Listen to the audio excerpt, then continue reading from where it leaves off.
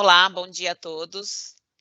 Vamos começar agora mais um webinar da Metso Autotech e o tema de hoje é Operação e Manutenção de Bombas, apresentado por Éder Alves.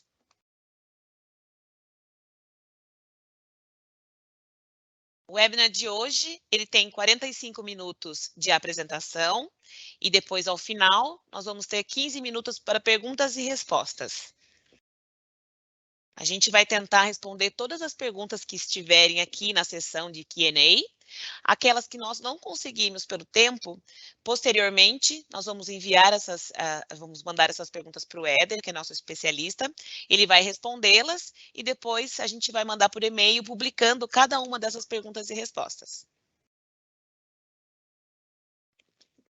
Esse evento está sendo transmitido via Teams Live, pelo link que vocês receberam por e-mail, que é o Webinar Bombas Acessar. A partir dele, vocês conseguem ver essa tela. Nessa tela tem alguns ícones que vocês podem começar a interagir. O principal deles é o que tem um ponto de interrogação, onde vocês vão entrar na parte de perguntas e respostas. É nesse espaço que vocês podem colocar os seus comentários e, principalmente, as perguntas durante o webinar. Em qualquer momento, você pode escrever as perguntas, que elas ficarão aqui, nós vamos publicá-las e depois, ao final do evento, a gente faz a leitura de cada uma delas e o Éder responde. Aqui é só um exemplo, tocou a durabilidade do revestimento, que é de outro webinar, mas aqui vocês fazem relacionados ao tema.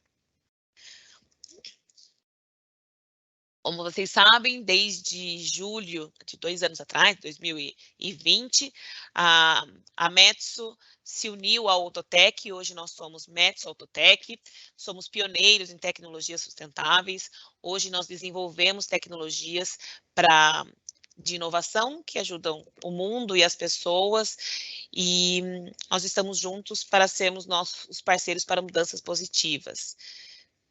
Nós atendemos o mercado de mineração, o mercado também de mineração de agregados, a parte de tratamento de metais, atendemos e fazemos toda a parte de serviços e peças consumíveis. A Metso Autotech é uma empresa finlandesa, temos mais de 5 mil especialistas em todo o mundo, 140 locais de serviços e 3 centrais de performance. Agora eu quero convidar o Éder Alves para começar o webinar e espero que vocês aproveitem todo esse conteúdo, escrevam as perguntas e a qualquer momento estamos aqui para ajudá-los. Obrigada. Éder, pode começar e boa sorte. Bom dia a todos. Obrigado, Carol. Vou compartilhar minha tela aqui com vocês aqui. Só um minutinho.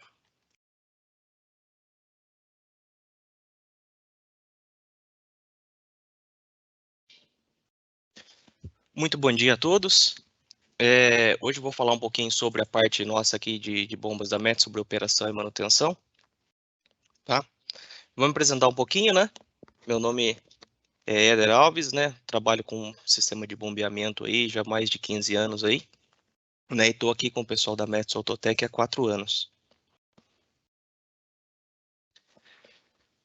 Uma das primeiras perguntas que o pessoal sempre faz, né? Com relação à bomba, né? O que é uma bomba centrífuga, né?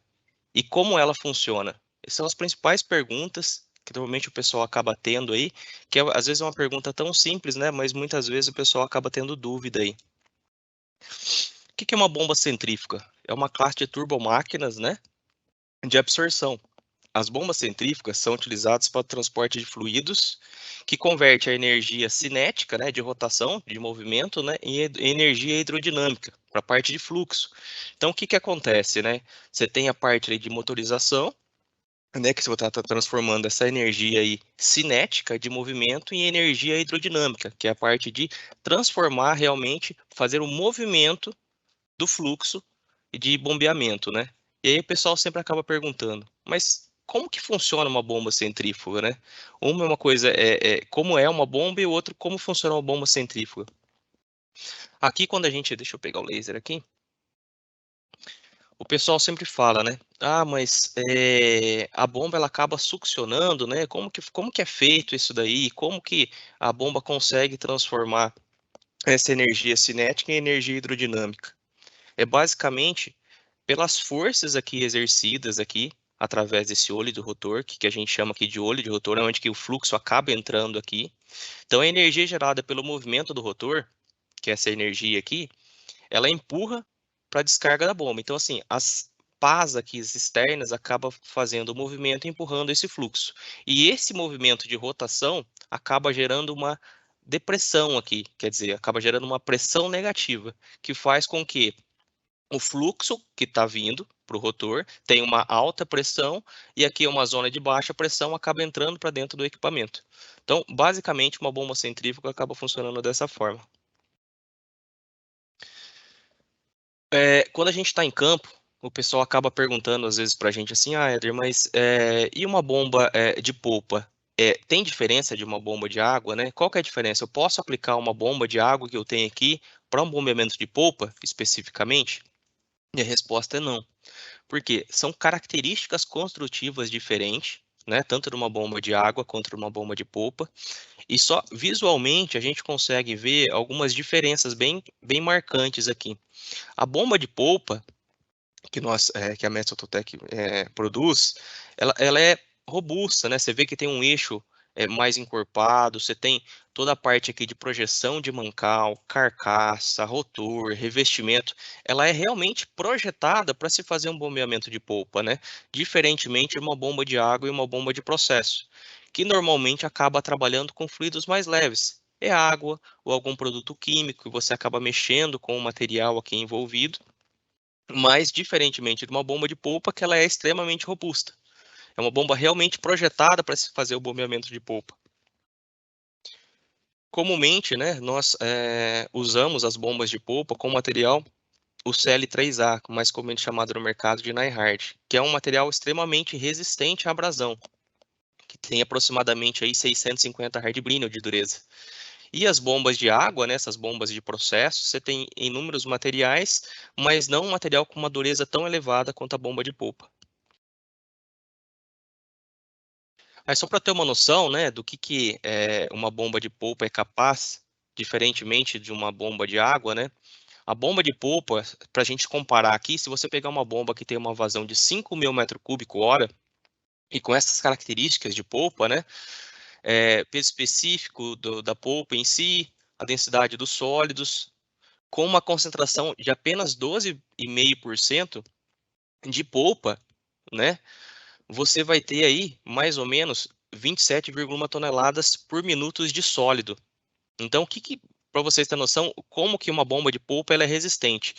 Ela consegue fazer, você bombeando 5.000 metros cúbicos com apenas 12,5% de sólidos, é equivalente a 88 caminhões de 20 toneladas cada em apenas uma hora. Então, quer dizer, a gente consegue transportar sólidos, né, em meio à água, em meio a esse fluido, e para ter uma noção de 5.000 metros cúbicos, você conseguiria 88 caminhões de 20 toneladas. Então, assim, é muita coisa.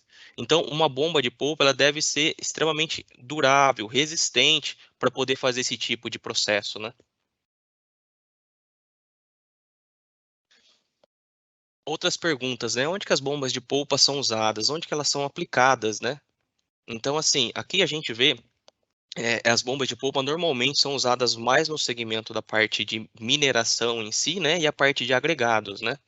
Aqui são algumas plantas, né? Que você vê as bombas da Metso aqui em operação. Então, assim, aqui é uma indústria química que a gente também pode usar as bombas de polpa.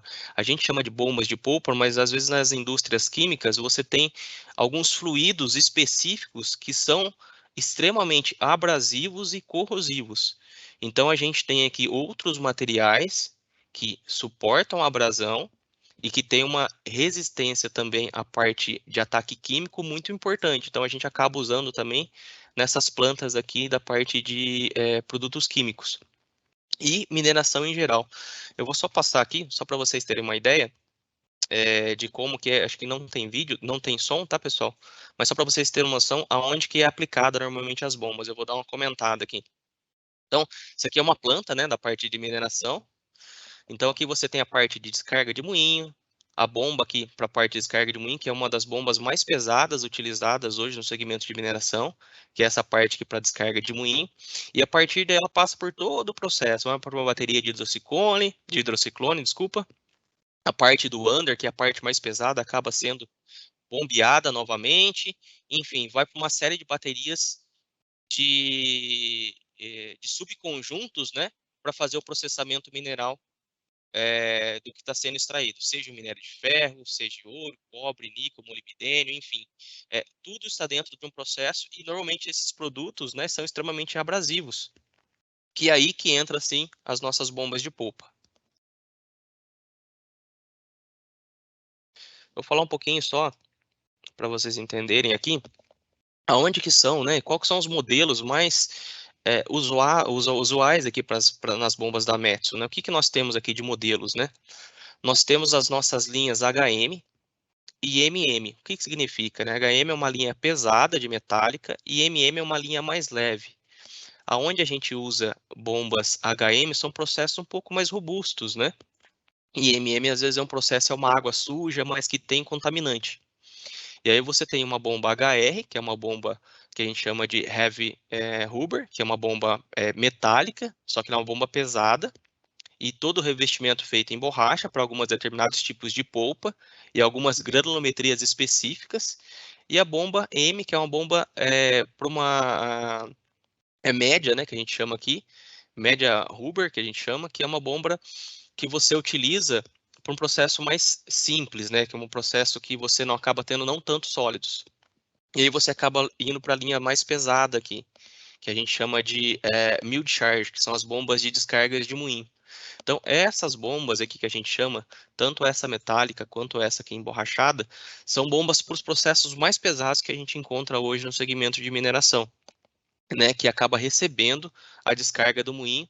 Então, essas bombas aqui, elas são extremamente robustas e extremamente pesadas, tá? Destinadas especificamente para descarga de moinho. Nós temos outras linhas também, que a gente chama de XR e XM, são bombas em borracha e bombas metálicas, que a gente chama de X, que é Extra Heavy Duty, que é uma bomba pesada, não igual a bomba de descarga de moinho, né?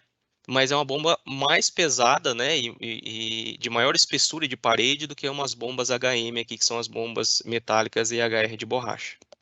Nós temos outras linhas, que são as VS, que são as bombas que normalmente a gente usa em tanques, né?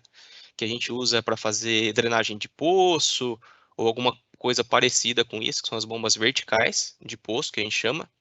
As bombas VT, que são bombas normalmente usadas em amostragens, tá? Que são as bombas que possuem tanques incorporados. E as bombas VFs. Essas bombas VFs aqui são as bombas para espuma. Então, no processo de flotação, principalmente do minério de ferro, a gente acaba utilizando essas bombas aqui, que são as bombas VFs. Vou comentar um pouquinho sobre os principais parâmetros que interferem diretamente no desempenho da bomba, né? Então, assim, né, o pessoal hoje quer saber assim, tá, Éder, mas como que hoje dentro de uma planta a gente consegue ter uma maior eficiência de bombeamento, né? E quais são os fatores que acabam afetando diretamente essa parte de bombeamento? O que acaba de fato afetando a parte de bombeamento em si? Na verdade, eu vou dizer assim, é tudo, né? Tudo afeta o sistema de bombeamento. Desde o fluido bombeado, o pH, às vezes, que foi informado, às vezes não é aquele que está sendo bombeado, temperatura de bombeamento, viscosidade, os sólidos que estão sendo empregados, né, a concentração de sólidos, granulometria, a geologia desses sólidos, né? Então, para o minério de ferro é um determinado, para o ouro é um, para o cobre, para o tungstênio, enfim, para cada tipo de minério, você tem uma condição específica, né? Velocidade de sedimentação dos sólidos, que é muito importante, que acaba afetando demais um sistema de bombeamento. Então, aqui a gente chama de processo, né? O que no processo pode afetar o bombeamento? São todos esses itens: fluido, pH, temperatura, viscosidade, os sólidos que estão sendo bombeados, o tamanho, a granulometria desses sólidos e a velocidade de sedimentação. E na parte de instalação? Então, a gente trata a parte ali que a gente chama aqui de processo, né? A gente checou toda essa parte de processo. E depois a gente vem para a parte de instalação, que a maioria dos problemas que a gente tem hoje com o sistema de bombeamento está ligada à instalação do equipamento, nível do tanque, que às vezes não é um nível adequado, inclinação desse tanque, né, que é muito importante, como a gente trabalha com polpa, né, e a polpa é um fluido que sedimenta muito rápido. Então, a gente tem que ter uma inclinação ali de 45 a 60 graus para que esse fluido acabe entrando diretamente ali no olho do rotor da bomba, que favoreça essa sucção da bomba. Então, assim, a instalação é um dos itens mais importantes que eu vejo assim na parte de movimento, que o bombeamento esteja de forma satisfatória. A gente tem que checar todos esses parâmetros aqui. Tubulação de sucção, a tubulação de descarga, o material dessa tubulação, o isométrico dessa tubulação, a gente chama de isométrico, que é o quê? Comprimento dessa tubulação de sucção, ela está adequada? Existe uma válvula, existe o dreno quando esse equipamento parar de operação para que não haja sedimentação na linha? Desnível geométrico, o desnível geométrico, ele é uma das coisas que eu vejo que são mais importantes para o bombeamento, que normalmente quando a gente vai em campo, a gente vê numa folha de dados um determinado desnível geométrico, né, e uma perda de carga ali. Quando a gente está no campo, às vezes muda a bomba de lugar, tira a bomba de um lugar e coloca para outro. Então a gente tem que rechecar todos esses parâmetros, tá, para que a gente possa aplicar a bomba da melhor forma possível e ter uma melhor eficiência de bombeamento com relação a isso. E aí a gente tem a natureza, né, que também interfere com o sistema de bombeamento. Pressão atmosférica, então assim, normalmente nas partes normalmente para mineração, né, você tem, as minerações normalmente são em grandes altitudes, né, então a pressão atmosférica ali, ela influencia diretamente ali, eu vou chamar de poder de sucção da bomba. Então assim, essa pressão atmosférica que vai favorecer ou não favorecer o bombeamento, tá? É claro que envolve outros pontos, como temperatura, desnível geométrico, a vazão envolvida, mas uma das coisas que mais afeta é a pressão atmosférica. Temperatura ambiente, né, e aceleração da gravidade aqui, que a gente sabe. Agora eu vou entrar na parte de operação e manutenção, que que o pessoal acaba, sempre no campo, acaba tendo dúvida, tá? O manuseio de içamento desses equipamentos, né?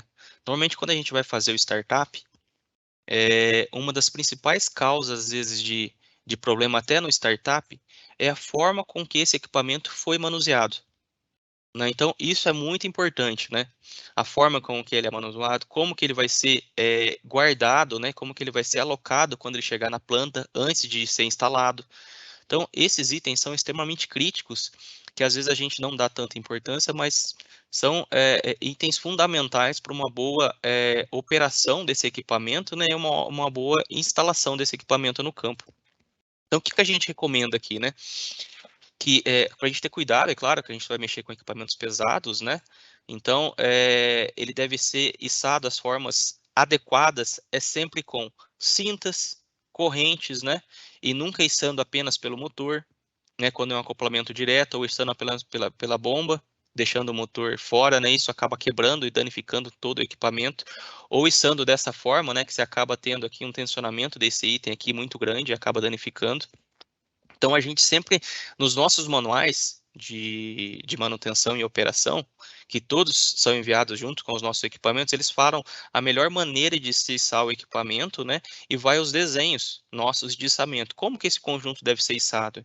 E a forma com que ele deve ser armazenado. Tá? Isso é muito importante para uma correta partida do equipamento. Uma pega inadequada, você já pode danificar toda a parte aqui de mancal, a parte aqui de gacheta, acaba entortando, empenando alguma coisa. Então, isso aí é muito importante, tá? Como eu disse, a parte de armazenamento. A gente sabe que normalmente essas bombas, né, quando ela está em operação, ela fica em ambiente extremamente severo. Mas antes da parte de operação, a parte ainda que ela não está em operação, que está de armazenamento, um dos grandes problemas que a gente tem é que essas bombas normalmente elas ficam expostas no campo. O que acaba acontecendo com essas bombas quando elas ficam expostas ao tempo? Você tem aqui a parte de retentor, né? Você tem toda a parte aqui dos rolamentos, e essa parte aqui, que se você acaba ficando com ela ao tempo, esses retentores eles acabam sendo danificados, né, com o tempo. Então, calor, umidade, você acaba tendo uma condensação de água aqui dentro do mancal, porque o ar ele tem umidade, você acaba condensando aqui. Então, se você não armazena isso de forma adequada, quando você vai partir o equipamento, você já tem uma vibração maior do que o especificado, maior do que 7 milímetros por segundo, que é já uma vibração, vamos dizer assim, que você já tem um equipamento com problema. Então, uma das coisas mais importantes que a gente fala da parte de armazenamento é deixar em lugar abrigado. Não é possível deixar em lugar abrigado, colocar pelo menos uma lona cobrindo, fazer o giro do eixo, aqui que a gente fala pelo menos todos os meses. Por quê? Porque o rolamento ele acaba sentando aqui. E ele acaba sentando aqui na pista, ele acaba marcando e acaba gerando pitchings, acaba gerando calços nesses rolamentos, e quando você vai partir, você já tem uma vibração excessiva. Tá bom? Então isso é muito importante, a parte de armazenamento. Outros pontos importantes, né, que a gente acaba sempre falando para o pessoal do campo em si, os nossos equipamentos eles acabam saindo com as nossas placas de identificação. E uma das coisas que a gente sempre recomenda, antes de fazer qualquer içamento, ou de apenas ligar para a gente pedir uma assistência técnica, é ter em mãos o número de série, que é muito importante para a gente, porque com o número de série a gente consegue identificar como que o equipamento foi montado, a forma com que ele foi montado, né? E a parte aqui de içamento, né? Para vocês terem todos os pesos, o peso do motor, o peso aqui da parte de transmissão, o peso da bomba e o peso total do conjunto. Então, essas plaquetas aqui, elas ficam normalmente embaixo do pedestal aqui, ó. Elas ficam alocadas nessa região, tá? Porque é uma região que não pega muito minério, uma região aqui que você consegue visualizar mais fácil e não acaba sofrendo tanto desgaste com relação ao minério, enfim. Então, isso é muito importante quando vocês forem solicitar algum tipo de assistência técnica, é ter em mãos aqui o número de série para a gente conseguir identificar e dar a melhor solução para vocês. Outra coisa importante, né? Eu sei que a maioria do pessoal que está aqui hoje é da parte de manutenção, e eu sei que acaba fazendo algum tipo de manutenção no campo, né? Então, aqui é só um aviso, tá? Das principais itens que a gente tem aqui, das nossas identificações nas bombas, né? O que significa os sinais, né? Que é para não girar no sentido anti-horário, ou seja, se a bomba gira no sentido anti-horário, ela acaba soltando o rotor. O nosso rotor, ele é roscado, né? O pessoal chama de atarrachado aqui com o eixo. Diferentemente de bombas de água, que normalmente são bombas aqui que você tem parafuso e porca aqui travando esse rotor. O nosso não. O próprio rotor ele é rosqueado aqui no eixo. Então, se a bomba gira no sentido anti-horário, o sentido de que ela não pode operar, ela acaba soltando essa parte do rotor. Então, para partida, início de partida, uma das coisas mais importantes que a gente salienta é que essa bomba ela não gira no sentido anti-horário. Para quê? Para não soltar o rotor e você acaba não acabar tendo dano ao equipamento, porque se soltar o rotor ali, você danifica toda a parte do eixo e a parte da carcaça. Você tem as setas dos sentidos de giro da bomba, né, que são importantes para a gente ver realmente o sentido de giro que a bomba tem que ficar. A parte da onde que é feita a parte de lubrificação. E uma das coisas que eu chamo que é mais importante, que pode ocorrer um acidente grave, é quando você for soltar o rotor, esse rotor de forma alguma ele pode ser aquecido.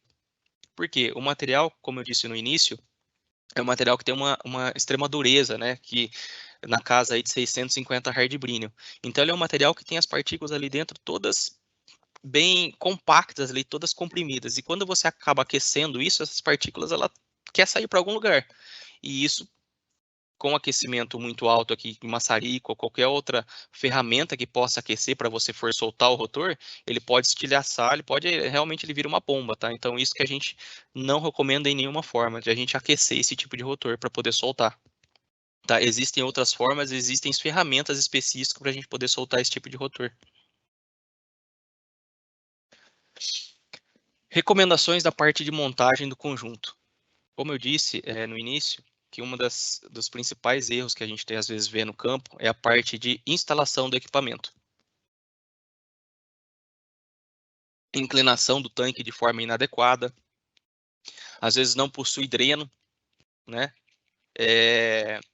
O comprimento dessa tubulação, às vezes, ela é muito grande e acaba desfavorecendo o NPSH do equipamento, e você pode ter sedimentação na linha, diâmetro de tubulação, enfim, todo esse arranjo que a gente chama de arranjo de montagem do conjunto, ele deve ser checado, tá? Checado por quem?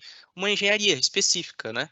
Sendo na parte aqui de início de projeto, que a gente sempre acaba se envolvendo nos inícios dos projetos, né? Da parte de bombeamento, para que a gente possa falar a melhor solução e a melhor instalação do equipamento. Como que esse equipamento deve ser instalado? Né? Pra vocês terem noção aqui, né? Aqui a gente está falando aqui de uma inclinação aqui para favorecer a entrada aqui na sucção da bomba de 45 a 60 graus. Né? Isso é muito importante porque quando a polpa ela entra aqui, ela sedimenta de forma muito rápida. E alguns tipos de polpa, dependendo da sua granulometria e a concentração, ela sedimenta aqui em 15 segundos. Então, assim, é um tempo extremamente rápido para poder fazer a sedimentação. E depois que isso sedimentou, né, que essa polpa sedimenta aqui, você não consegue mais fazer o bombeamento, porque você tem apenas polpa e não tem líquido aqui. E para a bomba poder operar, ela tem que ter esse líquido. Então, isso é um dos grandes problemas que a gente tem, sedimentação, tá?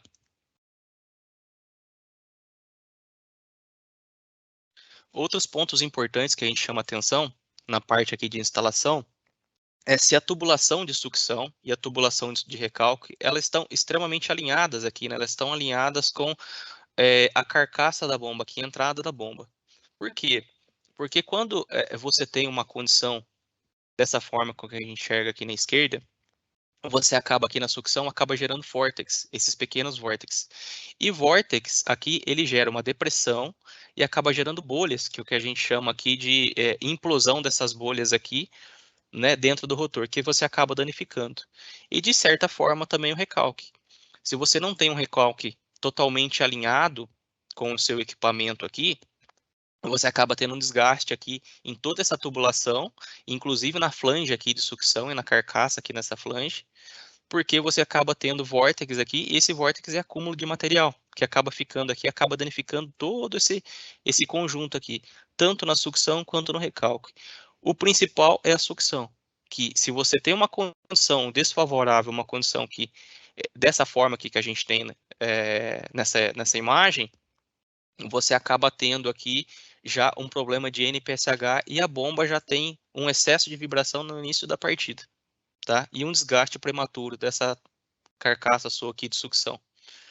Então, isso é muito importante a gente ver uma correta instalação de um equipamento, tá? Seja da bomba em borracha quanto da bomba metálica. E a gente vai falar um pouquinho da parte de comissionamento, né? Quais são as preocupações que a gente tem que ter com a parte de comissionamento aí, né?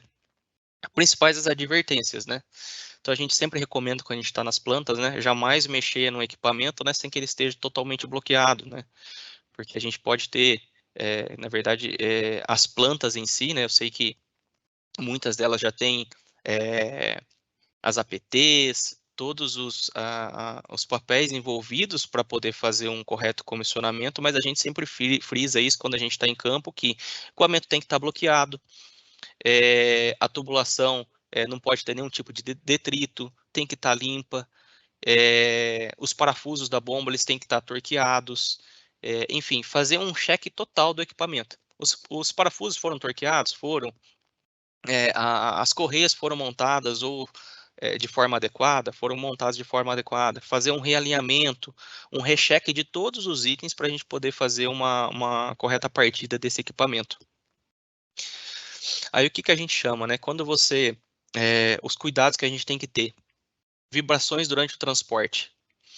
Às vezes a forma com que a pessoa issa o equipamento ou ela é transportada, às vezes acaba ocorrendo soltura, às vezes nos parafusos ali de fixação do pé da bomba, no pé do motor. Então, quando a gente for colocar esses equipamentos em campo e em operação, eles têm que ter todos checados. Checados e rechecados, para que realmente não tenha nenhum item ali que não esteja solto, tá? Isso é muito importante e, eventualmente, se tiver algum item solto ali, na partida você vai ter uma vibração ou até mesmo um acidente ali. Tá? Outro ponto importante que eu comentei no outro slide, que a bomba não pode girar no sentido anti-horário, principalmente na partida. A bomba girando no sentido anti-horário, você vai acabar, com certeza, tendo um dano aí estrutural do equipamento. Tá? A parte de operação, né? A gente tem que, como eu disse, checar todos os pontos. será que a tubulação de sucção está desobstruída? Você tem alguma coisa impedindo a tubulação de sucção? Né, o equipamento ali na parte de recalque, você tem alguma válvula fechada? Porque todas as válvulas devem estar abertas, 100% abertas, tanto as válvulas de sucção quanto as válvulas de recalque. A partir da primeiro giro, esse equipamento está girando no sentido horário, né? Ele checou isso e realmente ele está girando no sentido horário. Então, verificar isso que é uma das coisas mais importantes que a gente tem aí. E, enfim, seguir o passo a passo, né? No nosso manual ele fala exatamente os passo a passo do que a gente deve checar, tá? Uma das coisas importantes que às vezes a gente acaba ajudando a gente no campo é quando a gente se depara algum problema, principalmente da parte de bombeamento, a gente tem algumas, vamos chamar assim, né? Alguns pontos que a gente deve checar. No nosso manual de operação e manutenção das bombas, ele tem uma lista chamando de defeitos de funcionamento. Então, isso ajuda muito a gente, às vezes, a identificar um problema que está acontecendo na bomba no início de partida. Um exemplo, a bomba está com uma vazão nula, a bomba não está transportando esse fluido, né? O que pode ser? Pode ser o quê? O A1 que a gente chama aqui, aí na tabela em cima ele fala o que é o A1, a bomba não escorvada. Para quem não sabe, a bomba escorvada, a bomba ela tem que estar totalmente preenchida de líquido para ela poder fazer o bombeamento. Então, abriu a válvula de sucção, a bomba está cheia, né? Ah, não, a bomba está cheia. Opa, então a bomba está escorvada. O que é o A2? Tubulação de sucção não está completamente cheia, então confirmar isso. Então, esses pontos aqui mostra para a gente alguns itens que a gente pode checar, né, e rechecar para conseguir identificar algum possível problema que possa ter aqui com a parte de bombeamento. Você tem se a bomba está aquecendo, o que pode ser com a bomba com um aquecimento, enfim. Isso aqui dá uma boa bagagem para a gente, né, para poder identificar algum tipo de problema. Após a partida desse equipamento em si, a gente precisa fazer alguns ajustes, né? Que a gente chama de ajustes de rotina. E qual que são esses ajustes, né? Um dos principais dele, quando a gente parte um equipamento, é a parte de ajuste de gacheta, né?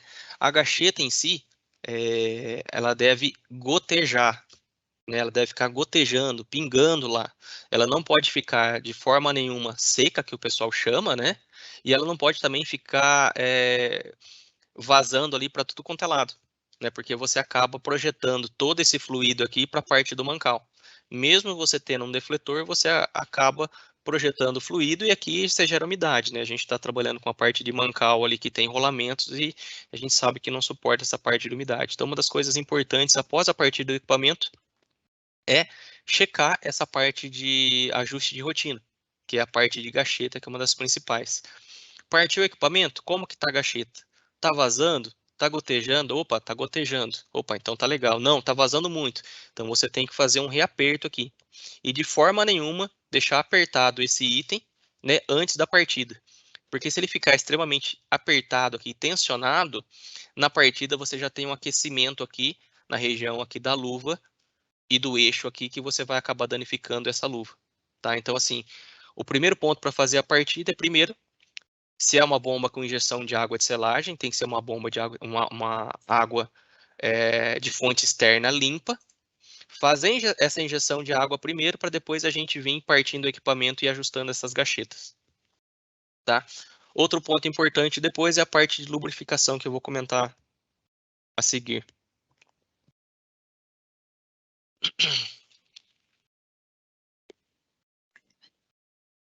Outra parte importante também que a gente chama, que é ajuste da folga do rotor. Né? Eu sei que às vezes no campo não é muito comumente usado isso, esse ajuste no campo, tá? Mas isso é o que ajuda muito a garantir a vida útil do equipamento, que ele performa-se por um período maior. É você fazer esse ajuste de rotina aqui. As bombas da Metso Autotech, elas possuem o que a gente chama de back pull out, que é você sacar todo esse conjunto girante para trás, sem que você possa mexer aqui na parte da carcaça, aqui que ela fica aqui presa à tubulação sua de sucção e recalque.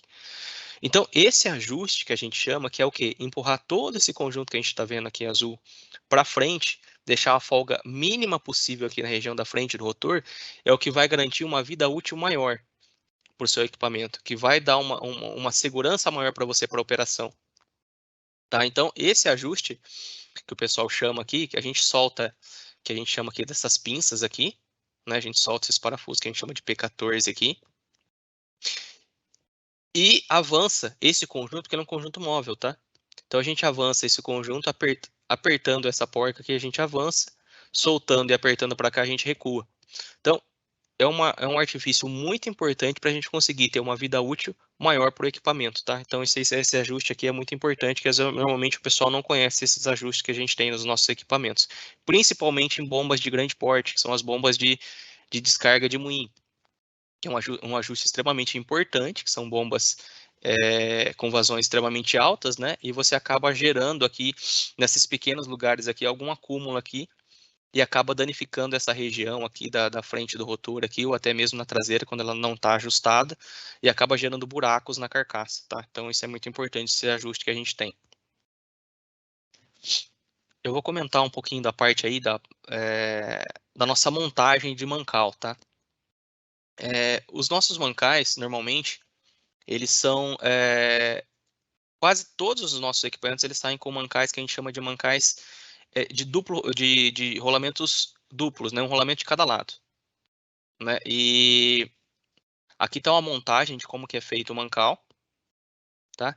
Mas para às vezes não ficar muito estranho a gente ficar falando de peça a peça, de como que ela é montada, eu vou mostrar um vídeo, e nesse vídeo eu vou fazer alguns pequenos comentários, tá? E aí no final da apresentação, se vocês tiverem alguma dúvida, vocês vão me questionando com as perguntas lá, eu converso com vocês.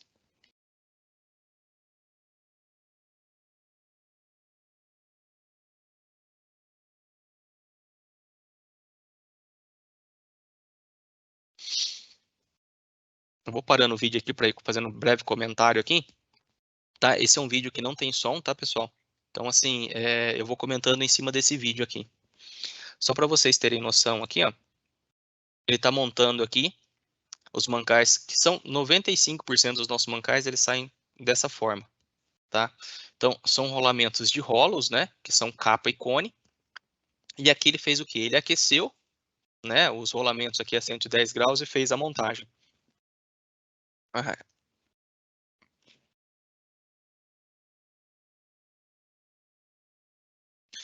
um ponto importante que ele está fazendo aqui, ele está checando se realmente esse rolamento ele chegou no encosto.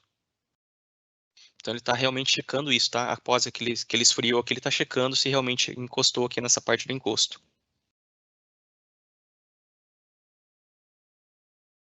Ponto importante que a gente sempre recomenda, é claro que aqui a gente está num ambiente controlado, a gente está dentro de uma fábrica, é um ambiente limpo, né, isento de poeira, enfim. E mesmo assim a gente acaba limpando essa parte do mancal. Porque eu sei que no campo, às vezes, a gente tem uma dificuldade muito grande na parte de realmente fazer uma manutenção adequada em termos de que é um ambiente um pouco mais agressivo, os equipamentos estão sujos. Então a gente recomenda que o quê? A gente primeiro limpe, né, esse equipamento, coloque no jato, alguma coisa assim, para poder ser lavado esse equipamento e realmente limpo. O que a gente chama aqui de caixa do mancal, né? Ele precisa ser extremamente limpo, porque é onde que vai a graxa e é onde que vai os rolamentos. Então isso é muito importante para uma vida útil do equipamento aí, duradoura, tá? Essa inspeção nessa caixa e uma limpeza mecânica bem feita.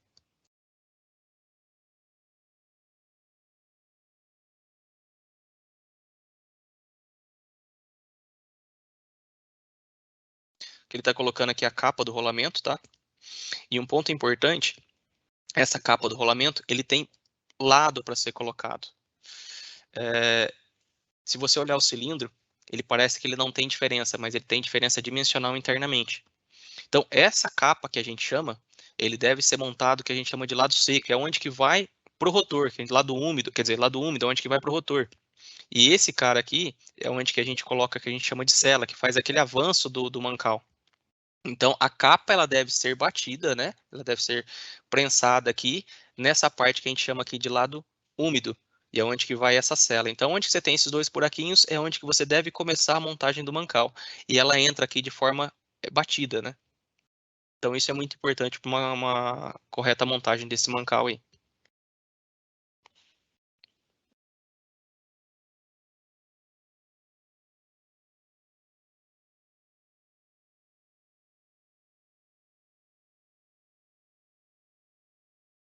Ele está olhando aqui em alguns calços, né?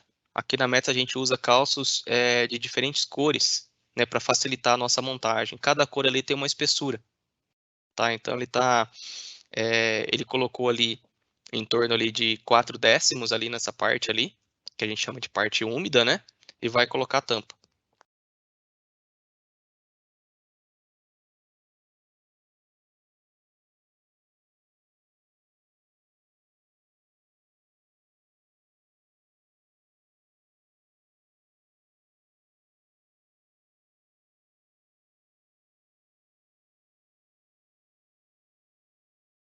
Nunca esquecer de passar a graxa ali, né? Principalmente ali na parte ali dos parafusos, tá? Isso é muito importante também.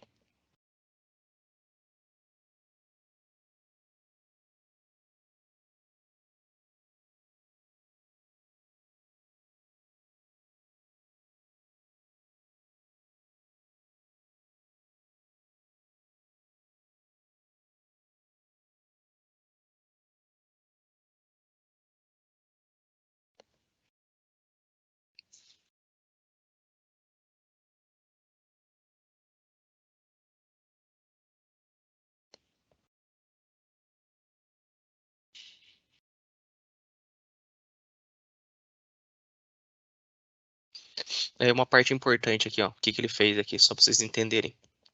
Né, ele virou aquela parte que ele bateu a tampa, né? Aqui na Metso a gente usa umas bancadas que a gente chama aqui de uns furos aqui para poder facilitar essa montagem.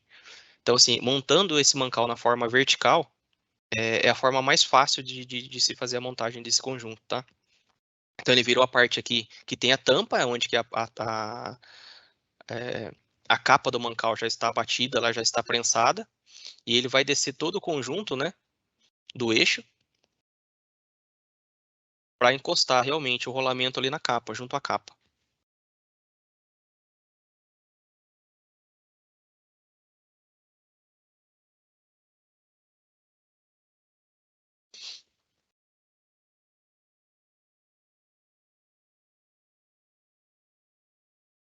Vocês podem ver que é uma montagem extremamente simples, né? Não é uma montagem tão complexa de ser feita. Após que ele desceu ali todo o conjunto ali, né? O conjunto girante, vamos chamar assim. Essa capa aí, ela é deslizante, que é o lado que a gente chama de lado seco, né?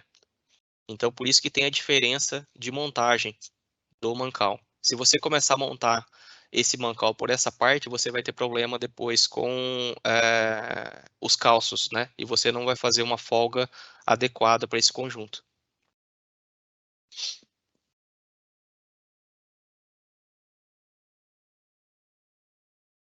Ele está checando a folga, tá? Porque existe uma folga específica. Para cada tipo de mancal, para cada tamanho, tem uma folga específica que a gente deve obedecer aí. E essas folgas, elas são calculadas de acordo com a especificação nossa aqui da Metso Autotech aqui, para cada tipo de mancal, seja de determinados frames, que a gente chama. Cada tamanho de mancal tem uma folga determinada. Depois eu vou comentar ali o que é cada folga, tá?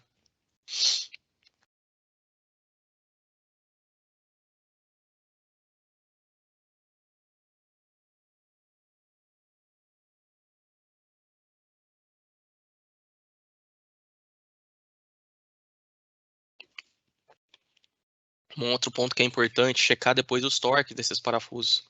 Todos os parafusos eles devem ser torqueados é, de forma independente, né? E todos rechecados.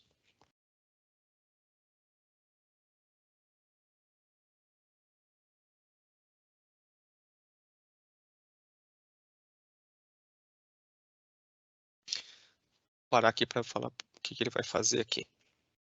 Deixa eu só passar aqui.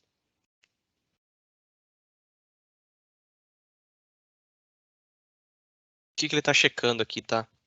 Ele colocou o relógio comparador aqui em cima, nessa posição, e ele vai checar se realmente a folga necessária aqui está correta. De que forma que ele fez isso, né? Ele colocou como se fosse um macaco lá embaixo, esse aqui ele está preso, esse conjunto, tá? E ele subiu esse eixo. Ele subiu o eixo, ele consegue checar aqui a folga que é necessária. E aí ele compara com uma tabela que tem no nosso manual, e estando dentro dessa tolerância, ele acaba liberando o mancal para poder ser montado no equipamento.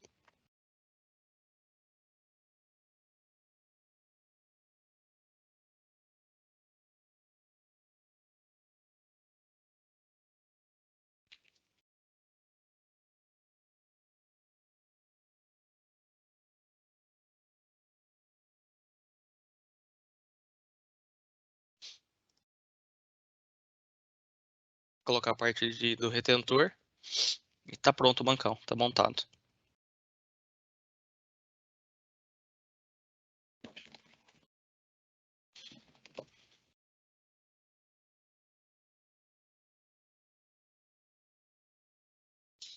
Aí o pessoal que trabalha na parte de manutenção aí, a Metso Autotech aqui, ela tem vários vídeos de montagens, né, dos nossos equipamentos, da parte de bombeamento. E aí, caso vocês necessitem, a gente pode encaminhar esses vídeos aí, que às vezes fica mais fácil, né, a gente tendo os vídeos do que propriamente olhando no nosso manual em si.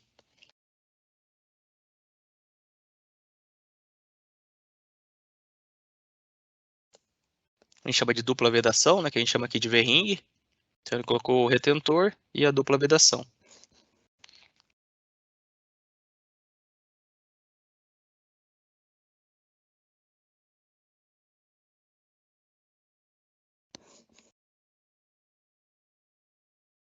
O mancal já está montado.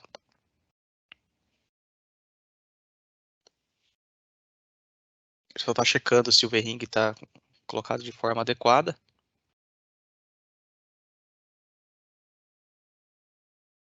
Vai colocar o defletor e o mancal já está pronto para ser inserido no equipamento.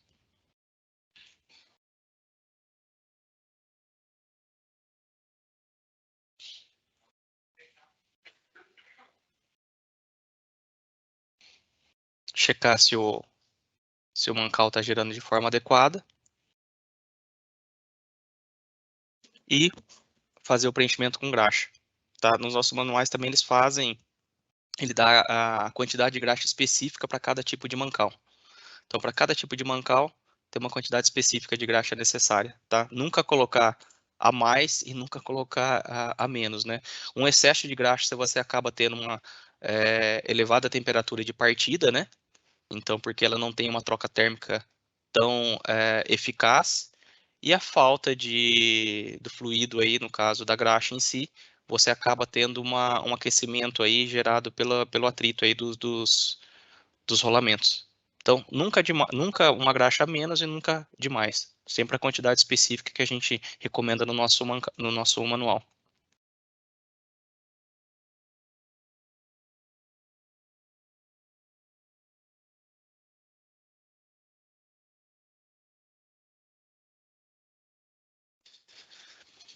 Aqui, a gente utiliza duas ferramentas, né? Ou a gente tem aquela ferramenta da bancada ou esse dispositivo aqui que a gente tem. Que esse dispositivo aqui também a Metso Autotech, ela acaba fornecendo, tá? Esse dispositivo aqui é onde a gente prende o mancal, né? Coloca um macaco aqui hidráulico que acaba subindo esse eixo aqui. Quando ele subiu e colocou o relógio comparador, ele consegue ver a distância que realmente está aqui e a folga gerada. E cada tamanho de mancal tem sua folga de flutuação aqui mínima e máxima, né? Então a gente fala, desde o frame 250 até o frame 750, você tem essas folgas específicas determinadas nos nossos manuais. E os nossos calços, que a gente chama, ele tem cores, né, para ficar fácil aqui para o pessoal fazer a nossa montagem. Cada calço tem uma cor e uma dimensão.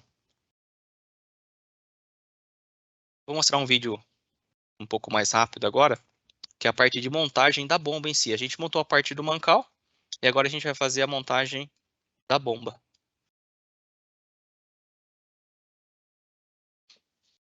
Então esse já é o mancal já montado.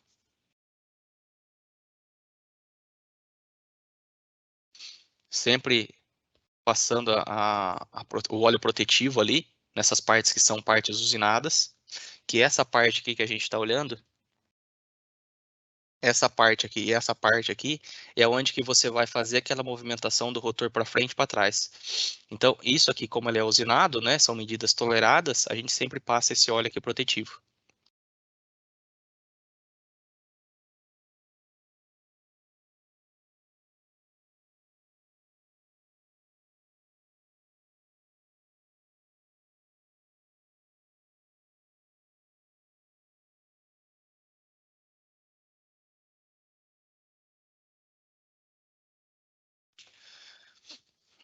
Esse que a gente chama aqui de sela, tá?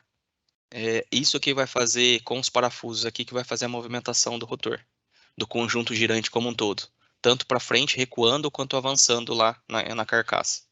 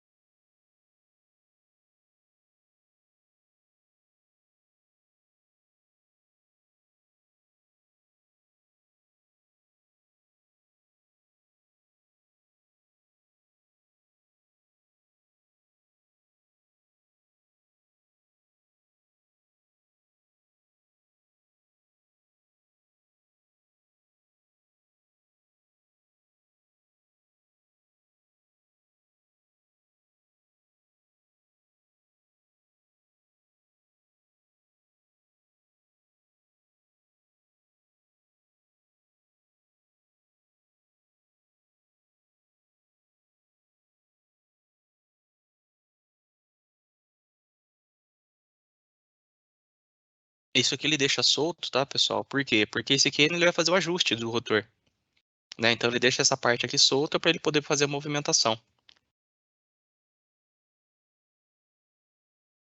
Ele só está apenas colocando na posição, ele não apertou, porque isso aqui vai movimentar ainda.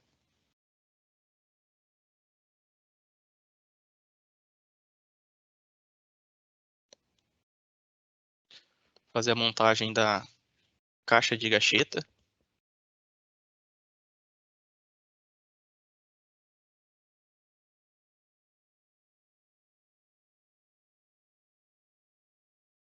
Um ponto importante, né, que a gente fala, no nosso manual existem, na verdade, 4 tipos de montagem quando a gente fala de caixa de gacheta. Você tem as nossas gachetas chamadas por full flow, que a gente chama de alto fluxo. Você tem low flow, que é baixo fluxo de injeção de água de selagem. Você tem o expeller, que elimina essa parte de selagem, de água, né, de água limpa de fonte externa. E essa parte de expeller é usada normalmente em equipamentos, né, que você tem ali na parte da sucção um tanque de não tão de uma altura não tão elevada, porque o expeller você precisa de alguns princípios ali com relação ao dimensionamento ali de tubulação, de altura de tanque, que vai fazer com que você possa usar um expeller ou não. Ou tem que ser realmente de água limpa. E o outro é o selo mecânico, né? Que na parte de mineração é mais difícil ser usado. A gente usa mais a parte de selo mecânico aí na parte de indústrias químicas aí, né? Então ele colocou a gacheta, o anel cadeado, que é aquele anelzinho metálico lá, que a gente chama, que é em bronze, e o aperta a gacheta, que a gente chama. Normalmente a gente acaba montando dessa forma, separado, né, esse conjunto, porque fica muito mais fácil a montagem depois com o equipamento.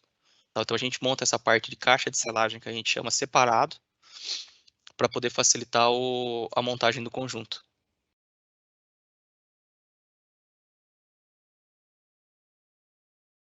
Esse caso que ele está montando, ele vai montar uma bomba que é chamada com expeller, que elimina essa injeção de água limpa aí de fonte externa, tá? Então o que faz a lubrificação dessas gachetas, vamos chamar assim, é uma graxa.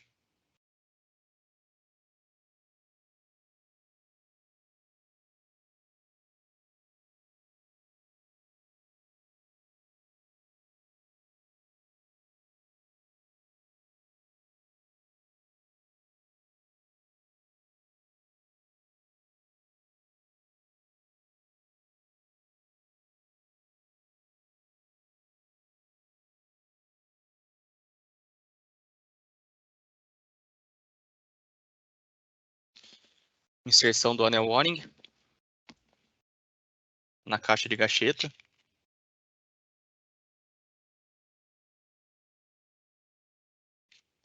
Um ponto importante, tá, pessoal? Assim, né, são vídeos ilustrativos, né? Mas a gente costuma dar os treinamentos, às vezes, em loco. Então, nós temos nós temos uma bombinha parecida com essa em 3D, né? Que é feita numa impressora 3D. E a gente consegue dar um treinamento aí para o pessoal aí da manutenção, né? Em loco. Então, isso facilita muito. O pessoal consegue montar o equipamento e é de plástico, né? Então fica muito mais fácil o manuseio. Então ele pode ser dado numa sala realmente de treinamento, não precisa estar numa área, num ambiente um pouco mais agressivo para poder dar esse treinamento. Então essa é uma ferramenta que facilita muito a gente aí nos treinamentos que a gente acaba dando. Então agora ele está colocando o Expeller. O Expeller, para quem não sabe, é como se fosse um segundo rotor. Ele gera uma pressão negativa ali atrás do rotor, com que faz com que a polpa não seja projetada para as gachetas, né? Lembrando que o Expeller ele só funciona com a bomba em operação. Quando a bomba desliga, você precisaria encerrar a válvula de sucção da bomba para que o fluido não venha para a parte da gacheta ali. Mas você acaba eliminando essa parte de injeção de água limpa, de selagem, né? Essa água limpa externa.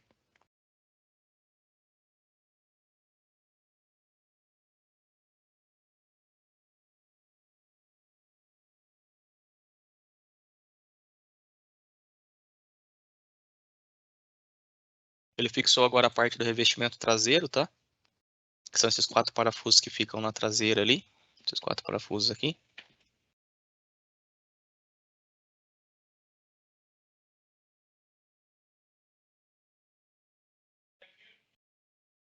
Essas juntas que ele tá colocando, isso é muito importante, tá, pessoal? Porque, assim, essas juntas, de fato, elas ajudam muito a fazer a vedação ali da parte úmida ali, com a parte do rotor, com a parte de outros componentes que eles não podem ficar em contato direto com o metal.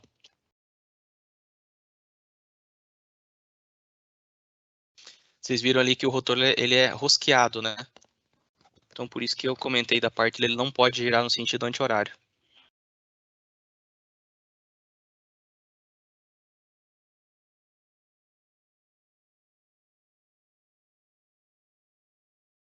Ali que ele está fazendo o movimento. Ó. Quanto mais ele aperta ali, mais o rotor está vindo para trás. Está se aproximando mais próximo ali do revestimento traseiro. Ele está rotacionando ali para ver se não está tocando nenhuma parte metálica. E ele vai vir com a carcaça agora para fazer a montagem final do conjunto.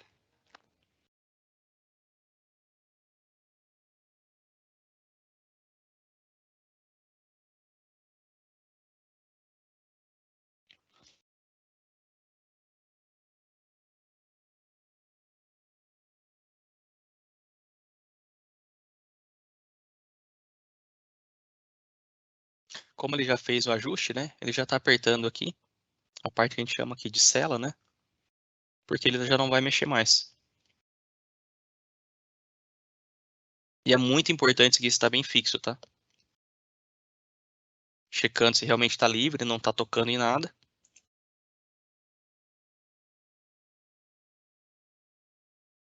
Óleo protetivo.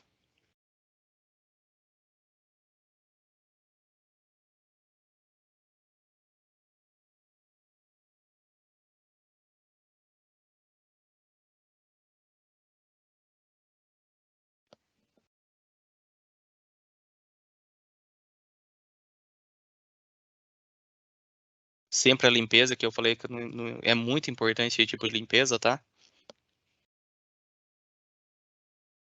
Passando um pouco de graxa, porque ali ele vai entrar em contato com o anel O-ring ali para facilitar.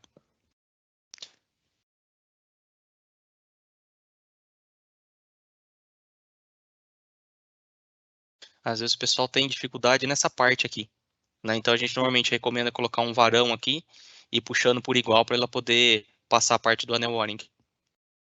E agora ele vai colocar os parafusos ali para poder fazer o fechamento da carcaça em si e tá pronta a montagem do conjunto.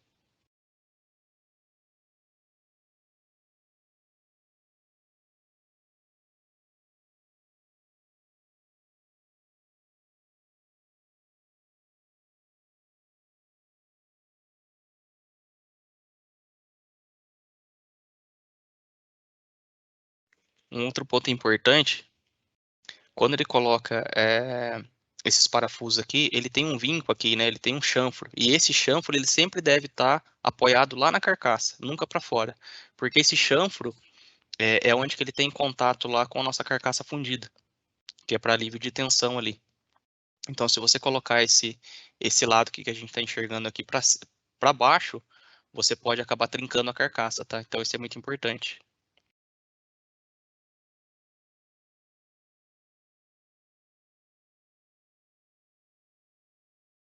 E agora ele vai montar as flanges, tanto de sucção quanto de recalque. Uma das coisas importantes dos nossos equipamentos é que as flanges elas não são fundidas com as carcaças, né? Então isso facilita muito, às vezes, na montagem do equipamento, né? São flanges que a gente chama de flanges soltas, né? Então você acaba podendo rotacionar, você acaba tendo poder trocar outros tipos de normas, né? Pode ser uma ANSI, pode ser uma PN, classe 150, classe 300 libras, e não precisa trocar de fato a carcaça. E nem ter, às vezes, flange de adaptação, né? A gente pode simplesmente trocar as flanges ali que são flanges soltas, né? Que a gente vende separadamente. Um outro ponto importante, né? Que as nossas carcaças, as carcaças metálicas, é uma única carcaça. Isso facilita muito a parte de manutenção do equipamento, né? Você não tem que aquela carcaça que é bipartida e você ter o revestimento, né? Então as carcaças nossas que são carcaças metálicas, que são o que a gente chama de conjunto único, ele facilita muito a montagem, né? Você diminui o tempo aí de montagem do equipamento em si.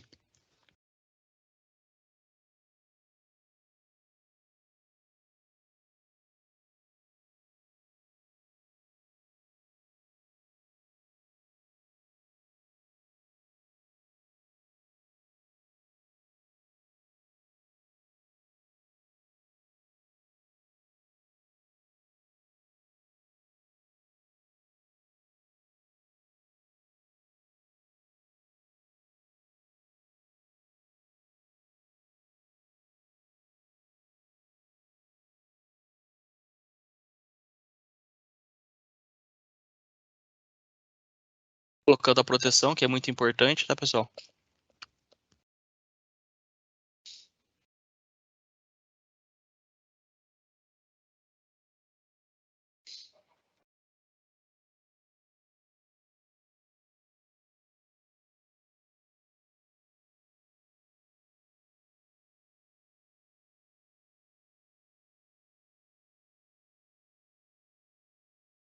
O equipamento está montado.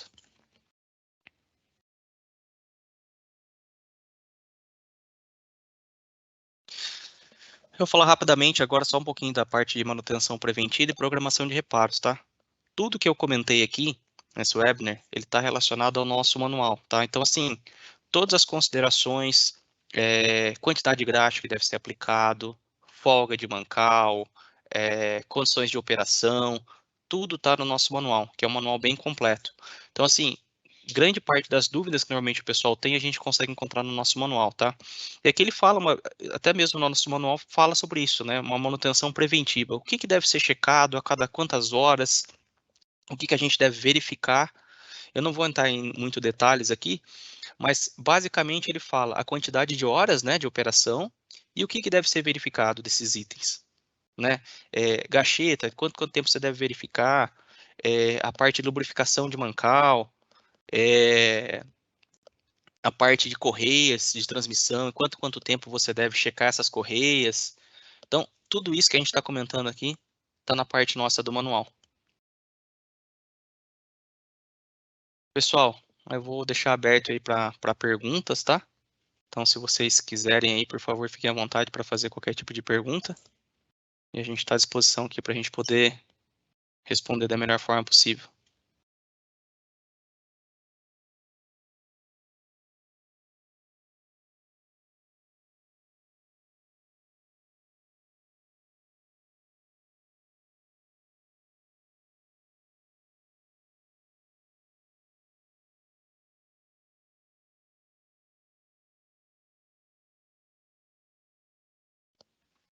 Tem alguma pergunta aqui?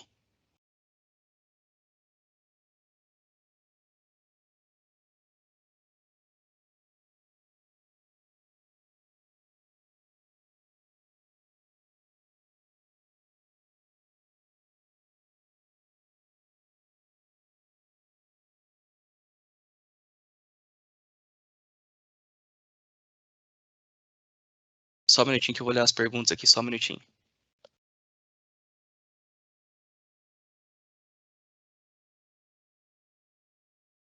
O pessoal está perguntando aqui, ó. Dureza elevada do material da bomba de polpa facilita trincas e rachaduras. Sim, porque assim, ó, para cada tipo de serviço aplicado, você tem uma determinada especificação de material. Quando a gente trabalha com polpa, né, a gente tem materiais, e dependendo do tipo de polpa que está sendo envolvida, vamos falar assim, a gente está trabalhando com areia em si. Hoje a gente está fazendo uma dragagem, que nós possuímos bombas para dragagem. E normalmente na dragagem você não tem particulado muito fino. Você tem pedras de grande porte. Grande porte, sim, você tem pedras de 1 polegada, dependendo do tamanho da bomba, pedra de 2 polegadas. E realmente, às vezes, esse tipo de bomba, às vezes o ideal é não ser uma bomba metálica, dependendo do serviço. Às vezes tem que ser uma bomba em borracha.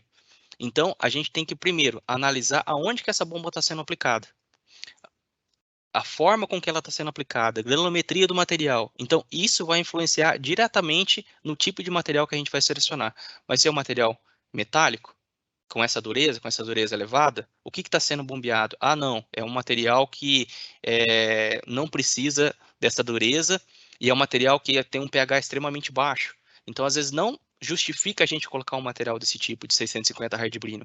Justifica a gente colocar um CD4MCUN, que é um material que tem uma dureza menos elevada, só que tem um poder que a gente chama de pitching, né? Que ele suporta uma corrosão muito mais elevada. Então a gente tem que analisar caso a caso, tá? O que é cada um. Deixa eu ler outra pergunta aqui. Oi, Éder, eu Oi? leio para você. Ah, então tá Agora que bom, me ajuda. eu tinha falado isso, mas meu microfone estava no mudo, que é o que mais acontece hoje nos eventos online, né? Mas eu leio para você. A Tá próxima bom. pergunta aqui é do Alexandre. E Tá? qual seria a bomba mais adequada para material lamoso, ou seja, rejeito? Então, o rejeito normalmente já é um pedaço mais fino, né? A gente já trabalhando com partículas já extremamente finas. Seria o NiHard, que a gente chama, que é o A532Cl3A. Hoje, as plantas, né? A gente está trabalhando muito com os filtros prensa, né? Que a gente está acabando com essas barragens. Então, normalmente as nossas bombas, né? Que nós temos também a parte de filtragem, né? A gente trabalha com as bombas nesse material, que é o A532Cl3A, que tem essa dureza de 650 hardbrino, porque você não tem particulados muito grandes. Tem outra aí, Carol?